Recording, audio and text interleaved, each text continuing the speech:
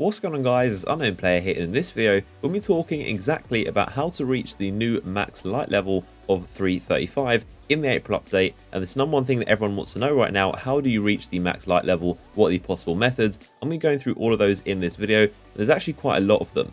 Now, Bungie have made a drastic change to how you hit max level in the April update. And before, if you want to hit max light level, the answer was pretty much do the raid a lot and get a few pieces, maybe from Trials or Iron Banner if you're really lucky. But now Bungie are throwing max light gear at us, and I'm going to tell you guys all of these sources to obtain them. So firstly, there are a lot of sources I'm going to mention now which drop stuff up to 335. This isn't guaranteed 335 every single time. I believe they're going to drop around your light level. I think that's what he said in the stream. So aim to drop roughly around your light level, maybe a little bit higher, and you'll progressively get a little bit stronger. And of course, that'll mean your next gear will be a little bit higher eventually until you reach 35. That is how the gear is supposed to drop. And there are a lot of sources, a lot of activities. So the first, of course, is the Challenge of the Elders, which is currently the highest activity in the game, the level 42 version, of course. So the Challenge of the Elders, not just the normal Prison of Elders 41 version. This is the non-match-made version, which of course is going to be quite difficult. And seeing as it's the most highly leveled activity, it's also in turn going to reward you with the best stuff.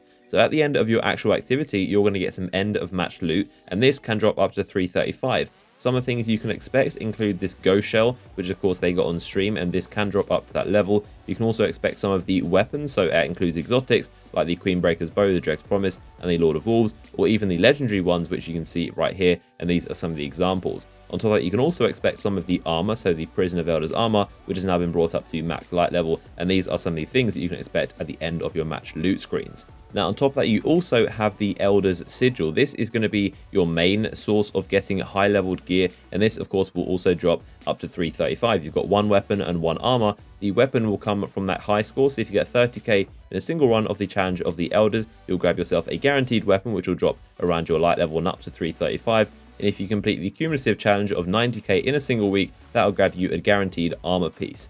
Now, thankfully, the old raid is not being left behind. Unfortunately, we of course still have the Vortal Blast and the Crow's End, which are worthless, but at least the King's Fall hard mode will still be useful. That's going to be scaled up in difficulty and also in rewards. You'll be able to get up to 330 gear on the first day of the April update. And then after a very quick hotfix, it'll start dropping up to 335. So they're going to be boosting it. King's Fall hard mode loot will drop up to 335, and of course if you do the challenge mode, that will just throw even more 335 loot at you.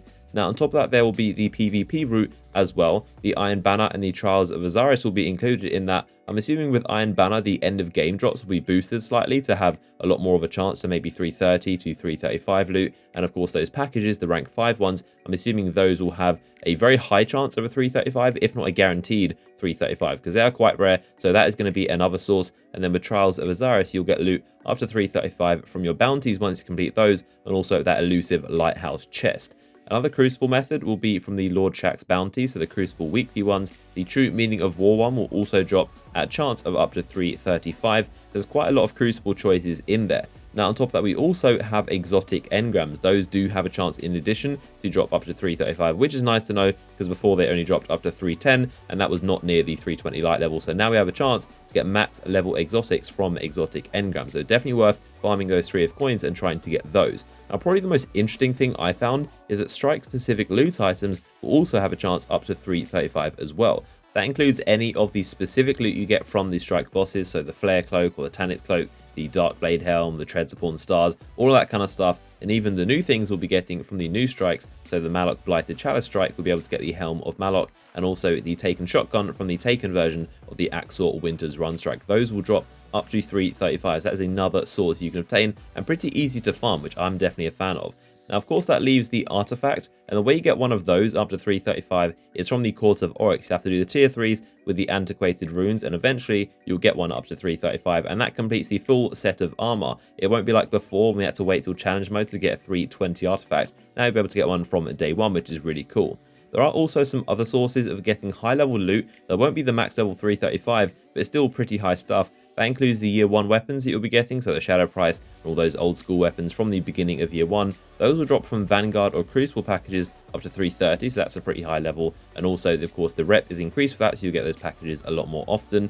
The Prison of Elders level 41 will drop up to 320 loot, and also exotics from the treasure chest, which you don't need a key for, and that's also a good way of getting some decently leveled loot up to 320. So there you have it. Like I said, Bungie are literally throwing high level stuff at us, and with the new infusion system being 100%, we're going to be able to reach the max light level a lot easier. After a couple of weeks, you should be able to have all the stuff you need at all the levels you need, and it is a lot more easier. And I really like how Bungie has specifically made it so that if you don't like PvE, or maybe you're not a raider, you can't get 5 other people together to do a raid, you can actually do this solo. You can simply hop into Crucible, you can grind strikes, you can get engrams and stuff like that, and you can actually get to the max level, which has never ever been done before in Destiny. You always need to do raids to get the max level, but now you can do it solo. You can also do it just PvP. There are a lot of people who just like playing in the Crucible and don't like PvE, and they also have a lot of sources as well, with the engrams like I mentioned, and the weekly Crucible bounties, and of course trials and Iron Banner. So all in all, a very improved system and a lot of ways to get 335. Hope this video has helped you guys. Let me know in the comment section what do you think about it. Drop a like rating on the video if you enjoyed it, and I'll see you guys in the next one.